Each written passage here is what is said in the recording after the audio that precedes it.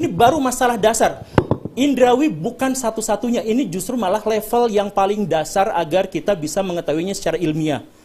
Jadi, kalau misalkan sejak awal sudah dikatakan bahwa ini subjektivitas, buktinya apa? Buktinya pengakuan seseorang diuji berdasarkan komentar orang di sekelilingnya, subjektif. Kemudian yang kedua, tidak didasarkan pada bukti-bukti sezaman dan sudah ditegaskan. Oke, sudah seperti itu. Dan kemudian yang ketiga itu subjektif, kemudian tidak didasarkan pada sezaman, ya tidak sesuai dengan ini dan ya, mau bertanya Pak Anu. Coba ilmiahkan kepada saya bagaimana Pak Gembul tahu bahwa selama ini Pak Gembul sholat Rasulullah benar-benar seperti itu prakteknya. Saya menemukan catatan dalam Bukhari dan Muslim. Oke. Anda tahu ilmu hadis dalam pencatatan Bukhari Muslim? Tidak. Tidak. Tidak. Nah, itulah. Karena di dalam pencatatan hadis Pak Gembul ya sangat erat harus dalam penulisan hadis, bahkan Imam Bukhari Muslim. Coba contohkan kepada saya Pak Guru, karena saya sebenarnya dengan istilah subjektif itu versi yang disampaikan oleh Pak Guru ini belum terlalu paham standarnya. Mungkin Pak Guru bisa mencontohkan contohnya yang tidak subjektif di dalam agama, kasih contoh Pak Guru. Nanti baru kita lanjut. Gak ada kalau dalam agama, karena kita berbicara soal ilmiah. Berarti agama ini menurut Pak Guru di seluruh bab-babnya tidak ada yang ilmiah? Ada. Contoh, contoh apa di agama yang menurut Pak Guru itu ilmiah seperti itu? Bahwa figur Nabi Muhammad adalah tokoh historis itu nyata. Itu terbukti secara ilmiah. Dari mana Pak Guru tahu kalau Nabi Muhammad dulu orang baik? Kita gak bicara orang baik, tentang figur keberadaannya itu ada. Dari mana? Oke. Dari mana tahu? Dari mana kita mengetahuinya? Dari jejak-jejak objeknya. Dan berasal dari catatan yang tidak hanya bersumber dari satu pihak. Jejak objek. Coba, seperti apa? Sorban misalkan yang seperti itu ya. Ya, semua tentu sudah pada tahu yang namanya Habib Wafi atau Gus Wafi. Nah, mungkin masih magang menjadi seorang Habib baru. Karena apa, selama ini memang si Habib Wafi al-Plontosi bin Ngayeliyah Nauzubillah ini bela mati-matian kepada kelompok Habibah Alawi. Bahkan setiap kali debat selalu jadi andalan dari para Habib ini. Namun di sini, di video ini, si Habib Plontos ini, Habib Wafi al-Plontosi ini dikuliti habis-habisan oleh Guru Gembul. Tapi memang cerdik ya, cara si Wafi ini berdebat itu cerdik. Dia menggunakan cara seperti interogasi. Jadi si Wafi ini melontarkan sebuah pertanyaan untuk dijawab oleh lawannya. Nah, setelah itu dia menyaring nih, mendengarkan apa jawaban dari lawannya, dan dia mencari celah untuk menjatuhkan jawaban dari si lawannya itu. Jadi dia tidak mengupas tuntas semua jawaban dari lawan, namun dia akan menjatuhkan jawaban yang ada kelemahannya. Itu trik dari Wafi ketika debat soal nasab selama ini. Jadi ketika debat dengan seorang Wafi yang menggunakan cara seperti itu, lebih baik ketika ditanya jawab aja tidak tahu. Biar si Wafi itu yang harus menjelaskan lebih dulu, itu lebih enak. Maka kita akan dengan mudah menjatuhkan jawaban dia. Betul. Itu artinya ilmu nasab tidak sesuai dengan kaidah ilmiah.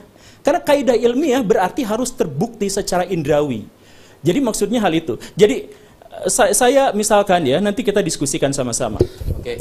Gus Rumail dan Gus Wafi mengatakan bahwa atau misalkan Kiai Imad mengatakan bahwa nasab itu terputus selama 500 tahun. Terus Gus Rumail kemarin mengatakan, oh enggak, ada temuan yang kami temukan lebih baru lagi. Terputusnya hanya 150 tahun dan bahkan bisa segini, misalkan begitu ya. Terputus 150 tahun artinya adalah saya seperti tadi.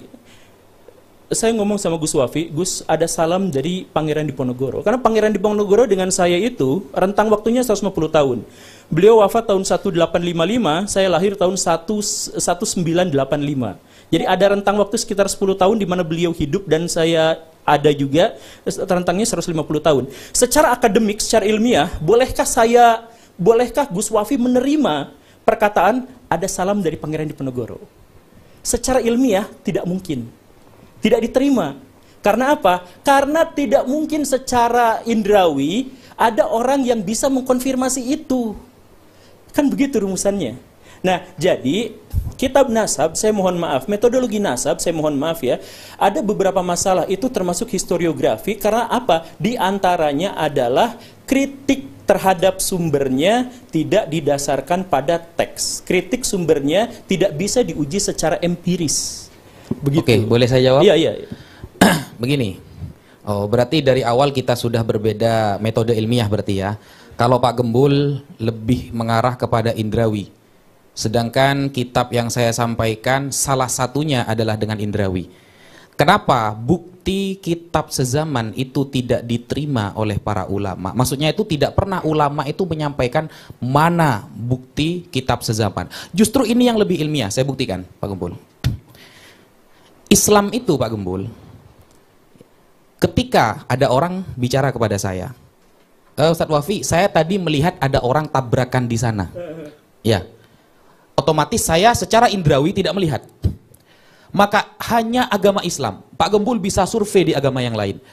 Karena mungkin Pak Gembul sudah mempelajari beberapa agama. Nah, survei, hanya Islam yang paling ilmiah. Tidak ada agama yang memposisikan akal paling profesional daripada Islam. Ketika ada orang mengabarkan kepada saya bahwa di sana ada orang yang tabrakan, sedangkan saya tidak bisa melihat itu adalah benar atau tidak, istilahnya dalam usul fikih yahtamilu sidqa wal kadzib, bisa jadi dia benar, bisa jadi dia bohong. Maka yang pertama kali dipandang adalah orangnya. Nah, bagaimana hadis Pak Gembul? Kalau sampai hadis sama ilmu nasab ini jauh lebih tinggi ilmu hadis Pak Gembul. Belum selesai. Santai Pak Gembul, santai. Ini akan saya buktikan bahwa pertanyaan kitab sezaman itu sama sekali tidak ilmiah. Nah, kenapa? Karena begini, kredibilitas yang dilihat itu adalah orangnya, bukan teksnya. Bukan teksnya Pak Gembul.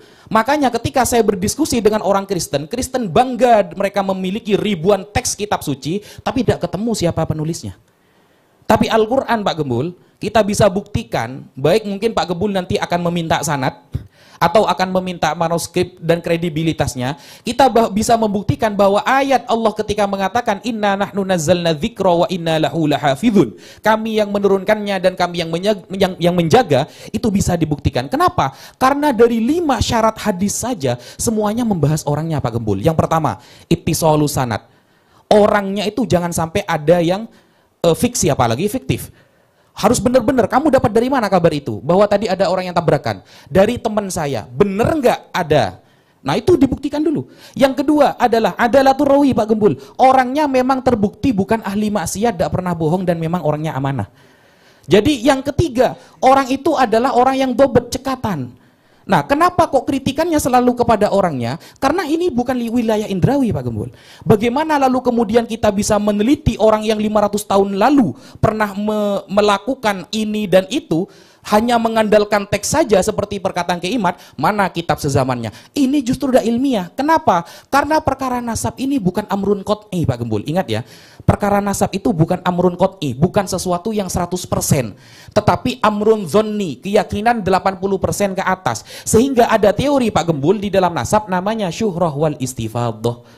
Bagaimana komentar masyarakat dulu tentang dia, itu yang kita ambil. Begitu Pak Gembul, Manggi ditanggapi. Oke, ya berarti ini menegaskan bahwa ilmu nasab itu tidak ilmiah. Karena sebenarnya kalangan akademisi itu menganggap bahwa ilmu nasab tidak ilmiah itu, satu adalah karena mengandalkan tradisi lisan, dan yang kedua adalah tidak memiliki metodologi yang pasti untuk bisa melakukan pembuktian, dan yang ketiga adalah subjektivitas. Dalam hal ini sudah ditegaskan subjektivitasnya oleh Gus Wafi. Tapi gini, metodologi ilmiah itu ketika saya mendapatkan kabar ada mobil kecelakaan di jalan, orang yang menceritakan kepada saya itu adalah unsur kedua atau ketiga. Yang pertama adalah saya datang langsung apakah ada jejak-jejak kecelakaannya atau bukan.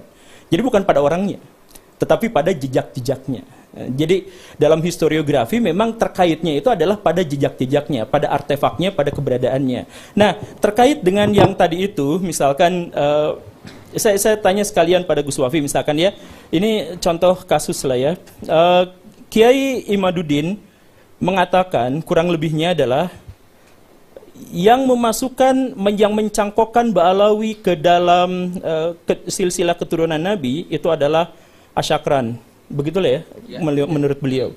Kemudian menurut Pak Gus Rumail Abbas, oh tidak seperti itu karena begini begitu. Oke, jadi di situ polemiknya ada satu orang yang namanya siapa nama lengkapnya itu?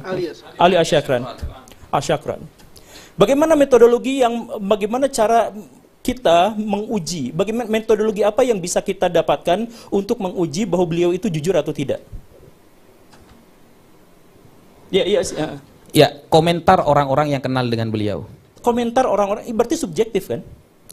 Begini, Pak Gembul, kalau ilmiah itu harus semuanya dengan indrawi kapasitas kita semua. Ya memang itulah ilmiah. Nah, tidak gitu Pak Gembul, gitu tidak. Makanya saya gini aja dulu. Referensi Pak Gembul bahwa ilmiah itu hanya dengan indrawi di mana? Bukan, ilmiah itu bukan hanya dengan indrawi. Ilmiah itu hal pertama yang diuji adalah yang bisa terbukti secara indrawi. Jadi misalkan gini.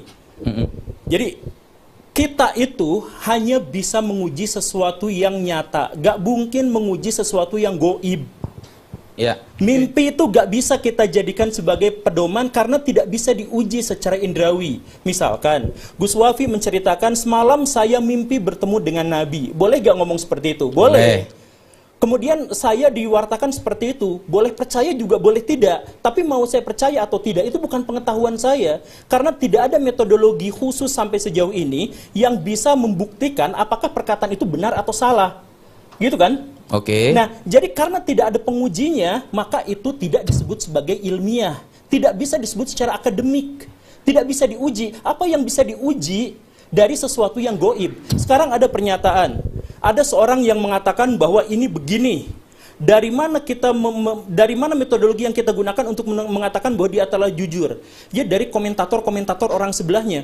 Komentator orang sebelahnya itu subjektif. Ada orang yang dekat, ada orang yang jauh, dan kita benar-benar tidak tahu soal itu. Jadi itu goib. Nah ini jadi ini baru masalah dasar. Indrawi bukan satu-satunya. Ini justru malah level yang paling dasar agar kita bisa mengetahuinya secara ilmiah. Nah, untuk debat itu sebenarnya ada triknya, ada ilmunya. Tapi maksud saya ilmu bukan ilmu untuk tentang tema debatnya ya. Untuk menghadapi debat ataupun diskusi itu ada ilmu, ada triknya sendiri. Contoh seperti yang dilakukan oleh si Habib Wafi Al-Plonrosi ini. Dia menggunakan teknik mematahkan jawaban. Jadi ketika si Wafi ini diberi kesempatan untuk pertama kali menyampaikan nih tentang apa yang akan didebatkan di situ, pasti dia akan melempar pertanyaan kepada lawannya. Nah, setelah dia tahu jawaban dari lawan, ada kelemahannya di situ, si Wafi akan menjatuhkan jawaban dari lawannya. Coba perhatikan.